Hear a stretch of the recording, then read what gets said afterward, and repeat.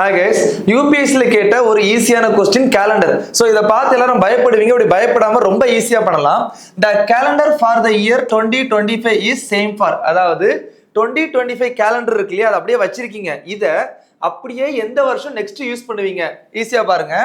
2025 நான் leap year தான். இது மண்டேவா இருந்துச்சுன்னா 2026 என்னவா இருக்கும்? டியூஸ்டே.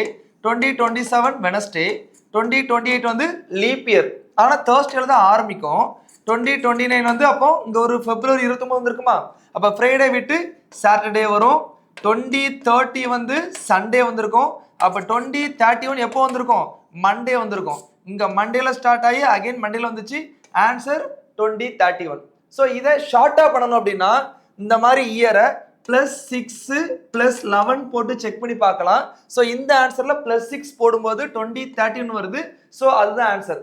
ஷார்ட்கட்டாகவும் பண்ணலாம், ப்ரொசீஜர்லையும் பண்ணலாம். ஓகேவா?